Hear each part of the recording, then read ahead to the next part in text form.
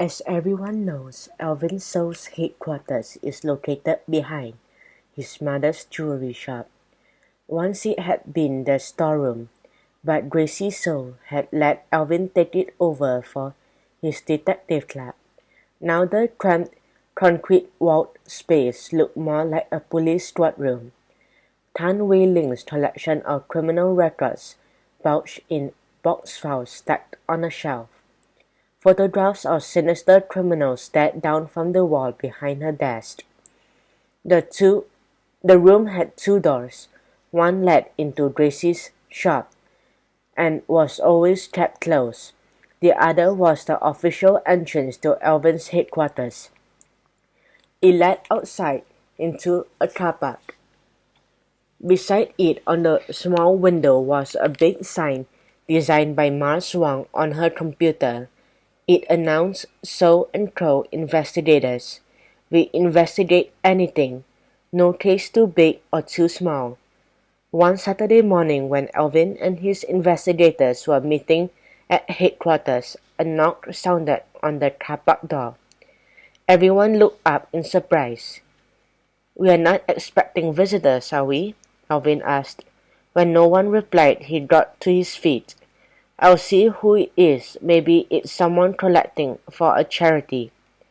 Alvin was wearing an old white t-shirt, blue jeans, and sneakers. His gel-slicked hair was always cut very short at the sides, which seemed to make his ears stick out. Because his hair sprouted up from the top of his head, he looked a bit like a carrot. He opened the door and found a well-dressed man in his late 40s standing outside. The man wore a jacket and tie.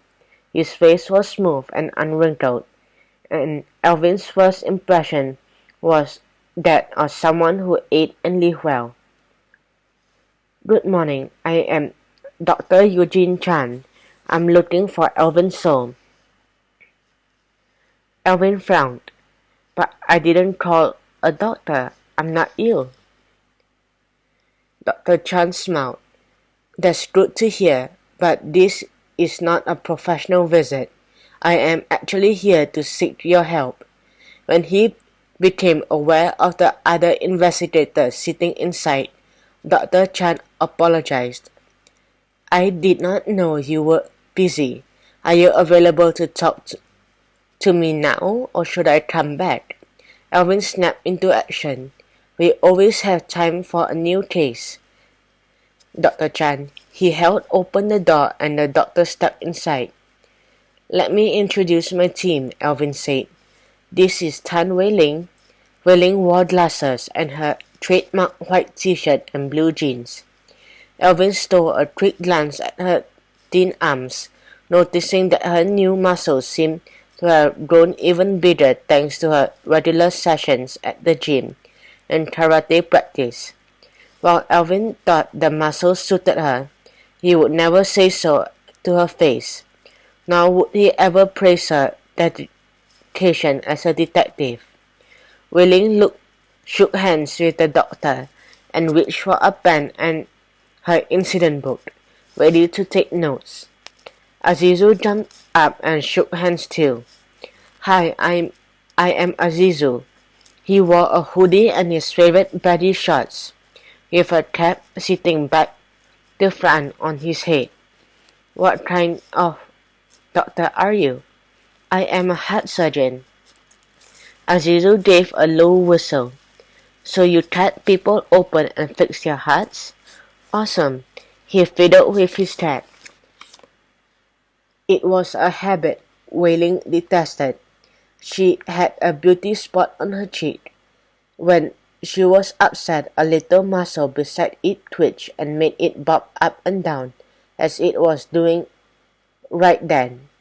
What she did not know was that Azizu liked teasing her, just to see her beauty spot bobbing up and down like the bouncing ball on his dad's TV screen when he was having one of his karaoke sessions. Dressed in a simple top and denim jeans, Arpita greeted the doctor with a respectful nod. "Nice to meet you. I am Apita. I'm sure we can help you, Dr. Chan. Ma Swang shook hands with Chan and grimaced.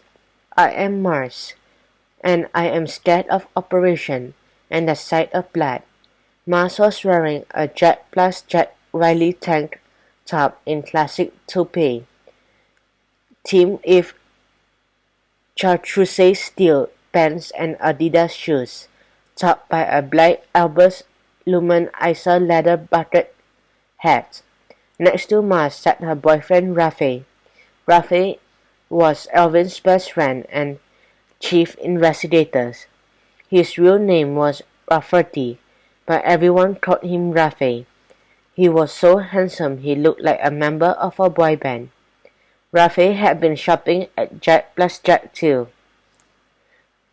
His folded collar shirt is regiment green teamed with his taupe Audrey pants and white spring cord X JJ men's canvas shoes. Shaking hands, Rafe shot Dr. Chan a curious look. I've heard of you, Doctor. You've operated on some very famous people. Chan nodded. And some very ordinary folks too, he commented. However, it seemed to me that the rich and famous are more prone to heart disease than others. The more money you have, the more stress you get, Azizu observed. That's what my dad always says. And he is quite right too, Chan agreed. Alvin brought a spare chair to the table. When the doctor was seated, he leaned forward on his elbows. Well, Dr. Chan, how can so-and-so help you? The doctor hesitated briefly before answering. It is very odd what is happening. Very strange. What is, Dr. Chan? Wheeling asked, her pen poised above the page. I have had these reports, you see, and I need you to investigate them. What reports, Doctor? Alvin probed. People have seen me in one place where I am actually somewhere else.